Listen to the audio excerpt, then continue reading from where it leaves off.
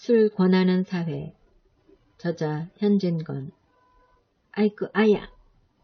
홀로 바느질을 하고 있던 아내는 얼굴을 살짝 찌푸리고 가늘고 날카로운 소리로 부르짖었다.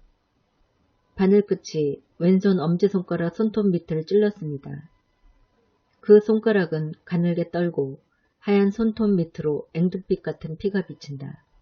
그것을 볼 사이도 없이 아내는 얼른 바늘을 빼고 다른 손 엄지손가락으로 그 상처를 누리고 있다. 그러면서 하던 일가지를 발꿈치로 고이고이 밀어 내려놓았다.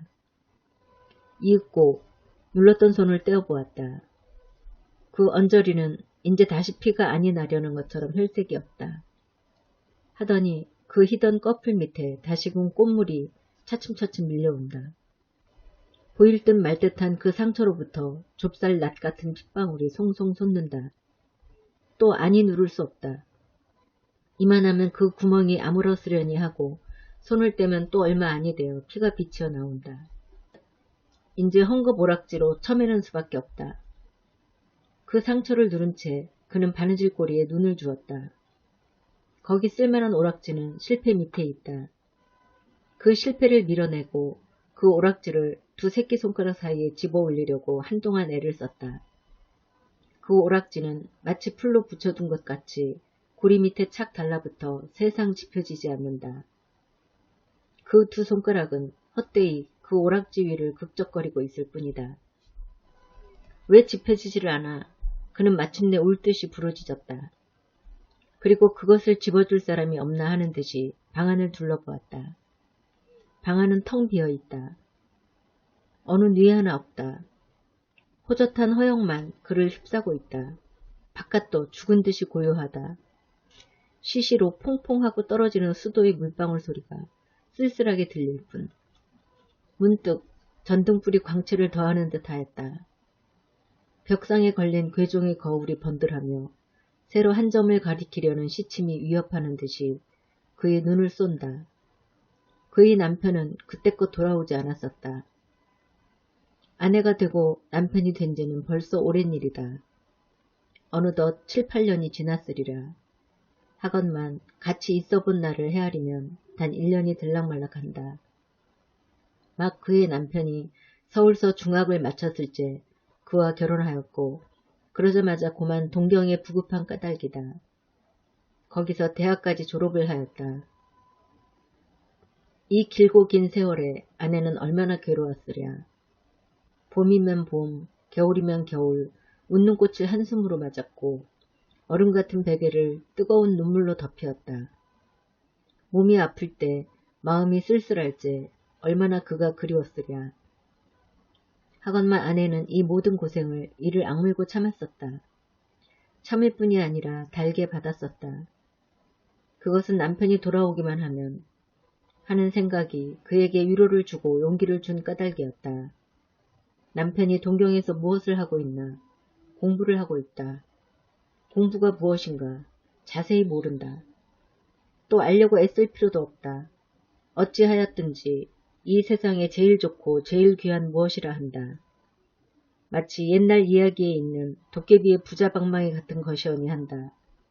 옷 나오라면 옷 나오고 밥 나오라면 밥 나오고 돈 나오라면 돈 나오고 저 하고 싶은 무엇이든지 청해서 아니 되는 것이 없는 무엇을 동경에서 얻어가지고 나오려니 하였었다. 가끔 놀러오는 친척들이 비단옷 입은 것과 금지환 낀 것을 볼 때에 그 당장엔 마음 그윽히 부러워도 하였지만 나중엔 남편만 돌아오면 하고 그것에 경멸하는 시선을 던지었다. 남편이 돌아왔다. 한 달이 지나가고 두 달이 지나간다. 남편의 하는 행동이 자기 기대하던 바와 조금 배치되는 듯 하였다. 공부 아니한 사람보다 조금도 다른 것이 없었다. 아니다. 다르다면 다른 점도 있다. 남은 돈벌이를 하는데 그의 남편은 도리어 집안 돈을 쓴다. 그러면서도 어디인지 분주히 돌아다닌다. 집에 들면 정신없이 무슨 책을 보기도 하고 또는 밤새도록 무엇을 쓰기도 하였다. 저러는 것이 참말 부자 방망이를 만드는 것인가 보다. 아내는 스스로 이렇게 해석한다. 또 두어 달 지나갔다. 남편이 하는 일은 늘 한 모양이었다. 한 가지 더한 것은 때때로 깊은 한숨을 쉬는 것뿐이었다. 그리고 무슨 근심이 있는 듯이 얼굴을 펴지 않았다. 몸은 나날이 축이 나간다. 무슨 걱정이 있는고? 아내는 따라서 근심을 하게 되었다. 하고는 그 여인 것을 보충하려고 갖가지로 애를 썼다. 곧 될 수 있는 대로 그의 밥상에 맛난 반찬가지를 붙게 하며 또 고움 같은 것도 만들었다. 그런 보람도 없이 남편은 입맛이 없다 하며 그것을 잘 먹지도 않았었다. 또 몇 달이 지나갔다. 이제 출입을 뚝 끊고 늘 집에 붙어 있다. 걸핏하면 성을 낸다. 입버릇 모양으로 화난다 하였다. 어느 날 새벽 아내가 어렴풋이 잠을 깨어 남편이 누웠던 자리를 더듬어 보았다. 주위는 것은 이부자락뿐이다. 잠결에도 조금 실망을 아니 느낄 수 없었다. 잃은 것을 찾으려는 것처럼 눈을 부시시 떴다. 책상 위에 머리를 쓰러뜨리고 두 손으로 그것을 움켜쥐고 있는 남편을 보았다. 흐릿한 의식이 돌아옴에 따라 남편이 어깨가 덜썩덜썩 움직임도 깨달았다. 흑흑 느끼는 소리가 귀를 울린다. 아내는 정신을 바짝 차리었다. 불현듯이 몸을 일으켰다. 이윽고 아내의 손은 가볍게 남편의 등을 흔들며 목에 걸리고 나오지 않는 소리로 "위로고 계셔요?" 라고 물어보았다. 남편은 아무 대답이 없다. 아내는 손으로 남편의 얼굴을 괴어들려고 할 즈음에 그것이 뜨뜻하게 눈물에 젖은 것을 깨달았다. 또 한두어 달 지나갔다. 처음처럼 다시 출입이 자주로웠다. 구역이 날 듯한 술 냄새가 밤늦게 돌아오는 남편의 입에서 나게 되었다. 그것은 요사이의 일이다. 오늘 밤에도 지금까지 돌아오지 않았다. 초저녁부터 아내는 별별 생각을 다하면서 남편을 고대고대하고 있었다. 지리한 시간을 속히 보내려고 치웠던 일가지를 또 꺼내었다. 그것조차 뜻같이 아니 되었다. 때때로 바늘이 헛되이 움직였다. 마침내 그것에 찔리고 말았다. 어디를 가서 이때껏 오시지 않아. 아내는 이제 아픈 것도 잊어버리고 짜증을 내었다. 잠깐 그를 떠났던 공상과 환영이 다시금 그의 머리에 떠돌기 시작하였다. 이상한 꽃을 수놓은 흰 보이 위에 맛난 요리를 담은 접시가 번쩍인다. 여러 친구와 술을 건커니 잣거니 하는 광경이 보인다. 그의 남편은 미친 듯이 껄껄 웃는다. 나중에는 검은 휘장이 스르르 하는 듯이 그 모든 것이 사라져 버리더니 낭자한 요리상만이 보이기도 하고 술병만 희게 빛나기도 하고 아까 그 기생이 한 팔로 땅을 짚고 진저리를 쳐가며 웃는 꼴이 보이기도 하였다. 또한 남편이 길바닥에 쓰러져 우는 것도 보이었다. 문 열어라. 문득 대문이 덜컥하고 혀가 꼬부러진 소리로 부르는 듯 하였다. 네. 저도 모르게 대답을 하고 급히 마루로 나왔다. 잘못 씹는 발에 아니 맞는 신을 질질 끌면서 대문으로 달렸다. 중문은 아직 잠그지도 않았고 행랑방에 사람이 없지 않지만은 을의 깊은 잠에 떨어졌을 줄 알고 자기가 뛰어나가면었다.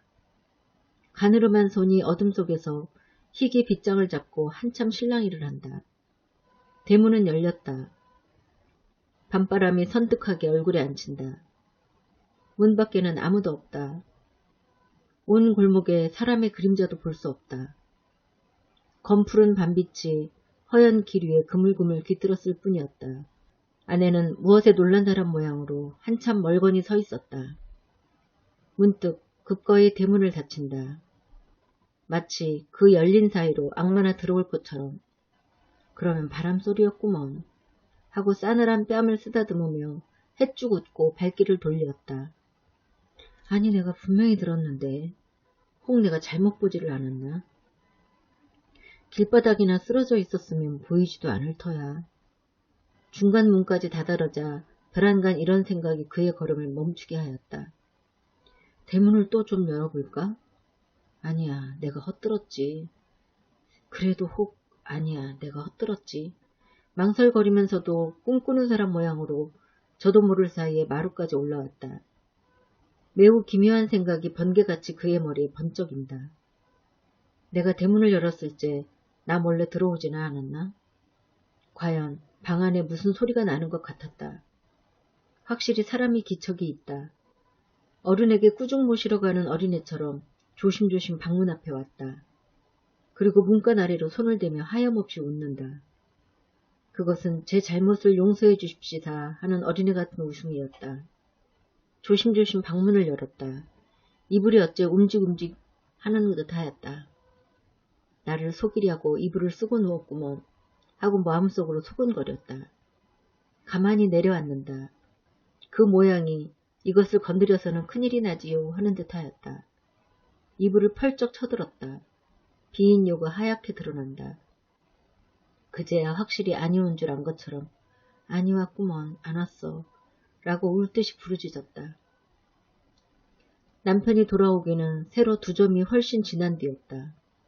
무엇이 털썩하는 소리가 들리고 잇따라 아씨 아씨 라고 부르는 소리가 귀를 때릴 때에야 아내는 비로소 아직도 앉았을 자기가 이불 위에 쓰러져 있음을 깨달았다.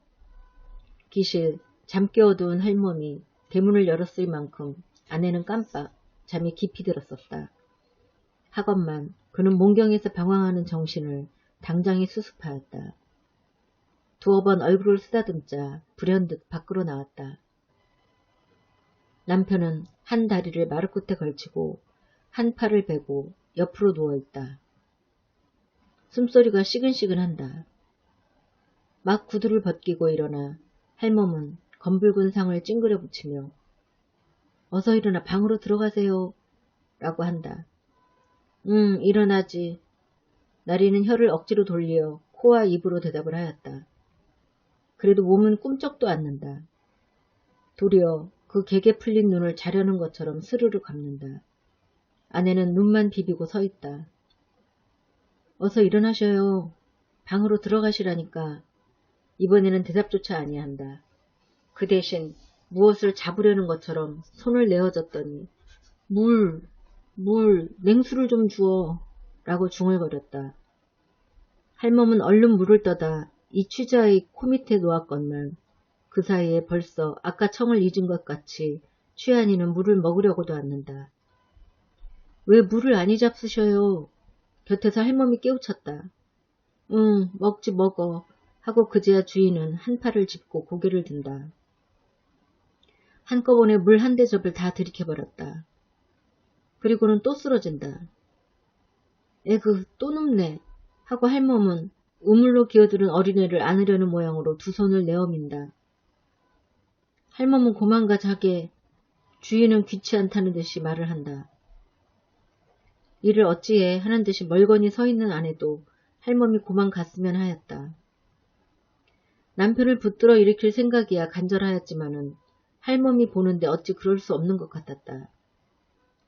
혼인한 지가 7, 8년이 되었으니 그런 파수야 되었으련만 같이 있어본 날을 꼽아보면 그는 아직 갓 시집온 색시였다.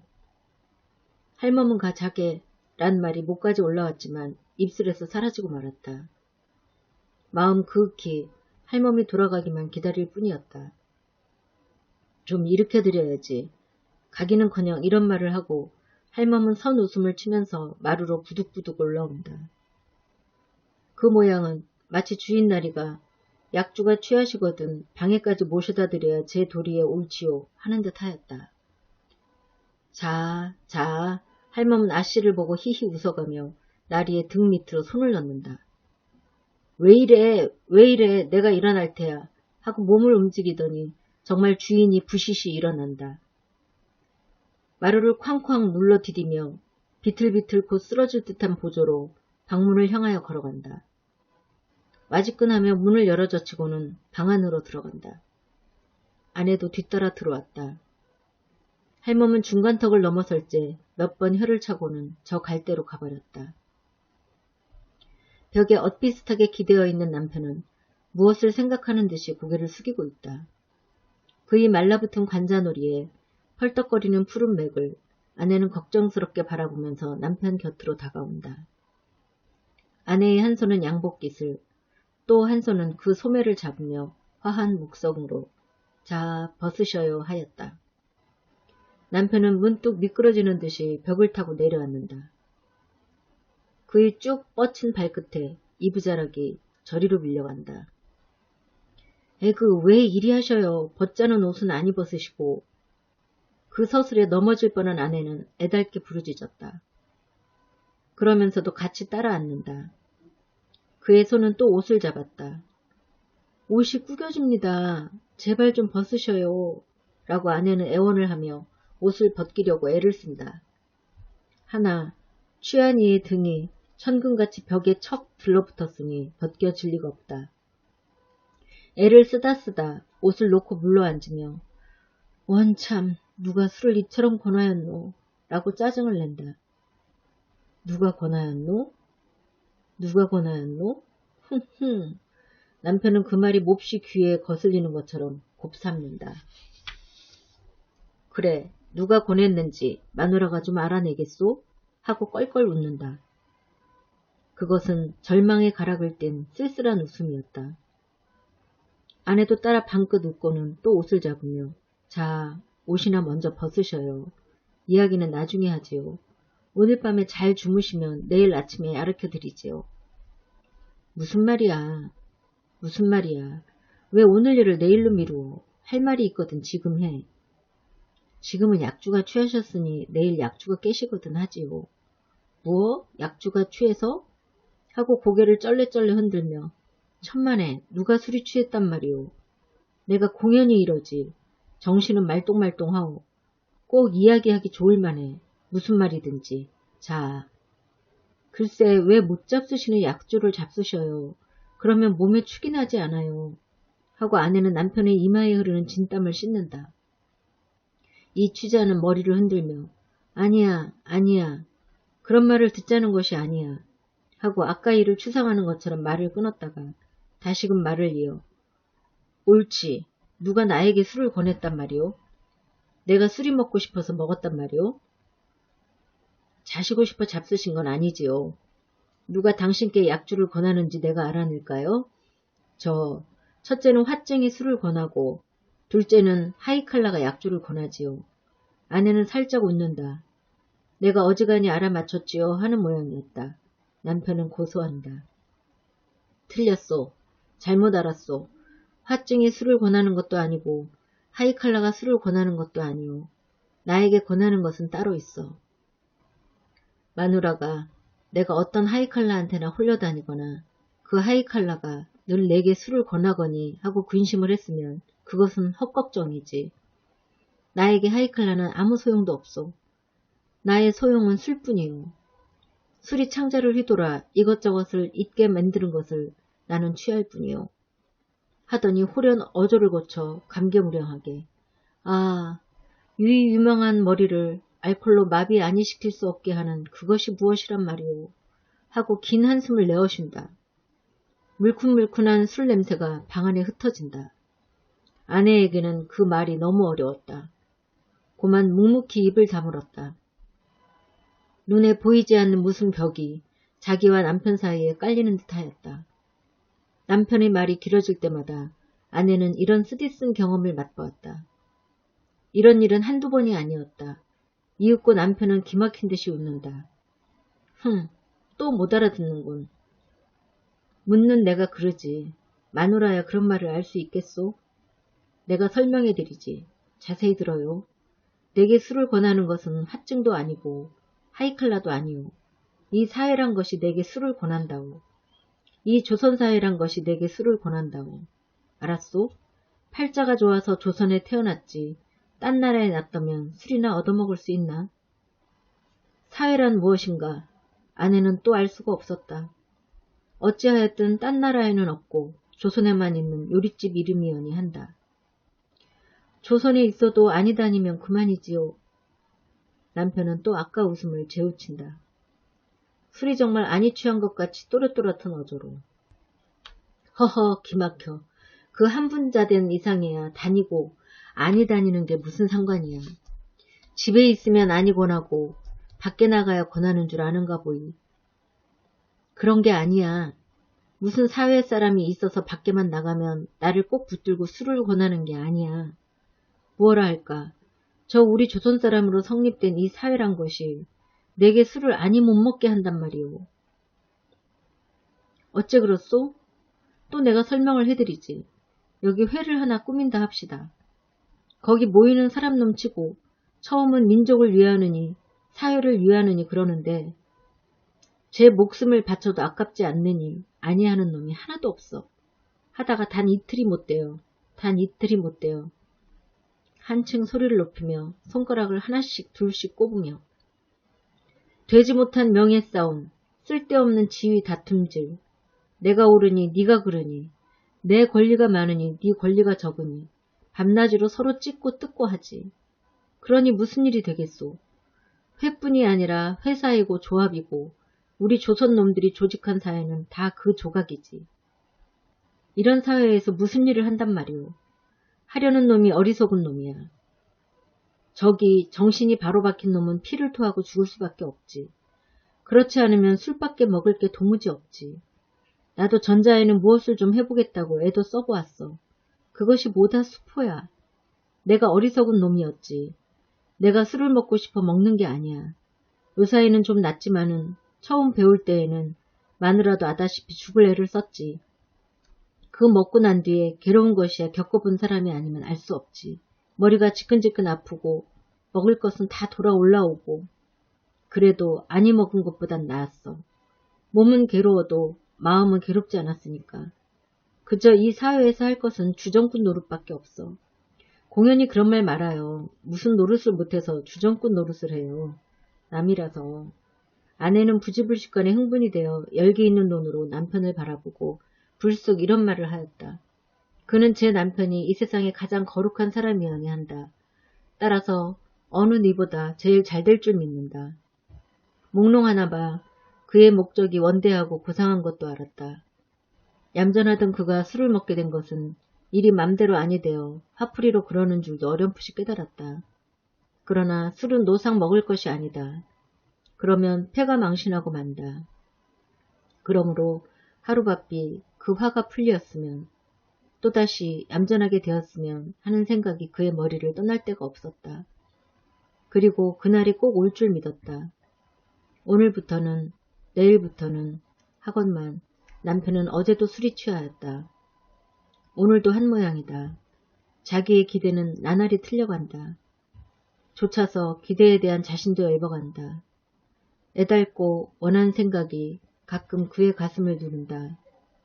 더구나 수척해가는 남편의 얼굴을 볼 때 그런 감정을 걷잡을 수 없었다. 지금 저도 모르게 흥분한 것이 또한 무리가 아니었다. 그래도 못 알아듣네 그려. 참 사람 기막혀. 본정신 가지고는 피를 토하고 죽든지 물에 빠져 죽든지 하지 하루라도 살 수가 없단 말이야. 흉장이 막혀서 못 산단 말이야. 에잇 가슴 답답해. 라고 남편은 소리를 지르고 괴로워서 못 견디는 것처럼 얼굴을 찌푸리며 미친 듯이 제 가슴을 쥐어 뜯는다. 술 아니 먹는다고 흉장이 막혀요? 남편의 하는 짓은 분체만체 하고 아내는 얼굴을 더욱 붉히며 부르짖었다. 그 말에 몹시 놀란 것처럼 남편은 어이없이 아내의 얼굴을 바라보더니 그 다음 순간에는 말할 수 없는 고뇌의 그림자가 그의 눈을 거쳐간다. 그러지. 내가 그러지. 너 같은 숙맥더러 그런 말을 하는 내가 그러지. 너한테 조금이라도 위로를 얻으려는 내가 그러지. 스스로 탄식한다. 아 답답해. 문득 기막힌 듯이 외마디 소리를 치고는 벌떡 몸을 일으킨다. 방문을 열고 나가려 한다. 왜 내가 그런 말을 하였던고. 아내는 불시에 후회하였다. 남편의 저고리 뒷자락을 잡으며 안타까운 소리로 왜 어디로 가셔요? 이 밤중에 어디를 나가셔요? 내가 잘못하였습니다. 이제는 다시 그런 말을 아니하겠습니다. 그러게 내일 아침에 말을 하자니까. 듣기 싫어. 놓아요. 하고 남편은 아내를 떠다 밀치고 밖으로 나간다. 비틀비틀 마루 끝까지 가서는 털썩 주저앉아 구두를 신기 시작한다. 에그 왜 이리 하셔요. 이제 다시 그런 말을 아니한데도. 아내는 뒤에서 구두 신으려는 남편의 팔을 잡으며 말을 하였다. 그의 손은 떨고 있었다. 그의 눈에는 단박에 눈물이 쏟아질 듯하였다. 이건 왜 이래? 저리로 가. 배앗는 듯이 말을 하고 휙 뿌리친다. 남편의 발길이 뚜벅뚜벅 중문에 다다랐다. 어느덧 그 밖으로 사라졌다. 대문 빗장 소리가 덜컥 하고 난다. 마루 끝에 떨어진 아내는 헛되이 몇 번 할멈! 할멈! 하고 불렀다. 고요한 밤 공기를 울리는 구두 소리는 점점 멀어간다. 발자취는 어느덧 골목 끝으로 사라져버렸다. 다시금 밤은 적적히 깊어간다. 가버렸구먼. 가버렸어. 그 구두 소리를 영구히 안이 이르려는 것처럼 귀를 기울이고 있는 아내는 모든 것을 잃었다 하는 듯이 부르짖었다. 그 소리가 사라짐과 함께 자기의 마음도 사라지고 정신도 사라진 듯하였다. 심신이 텅 비어진 듯하였다. 그의 눈은 하염없이 검은 밤안개를 물끄러미 바라보고 있다. 그 사해란 독한 꼴을 그려보는 것 같이. 솔솔한 새벽바람이 가슴에 부딪힌다. 그 부딪히는 서슬에 잠 못 자고 피곤한 몸이 부서질 듯이 지긋하였다. 죽은 사람에게서뿐 볼 수 있는 해쓱한 얼굴이 경련적으로 떨며 절망한 어조로 소근거렸다. 그 몹쓸 사회가 왜 술을 권하는고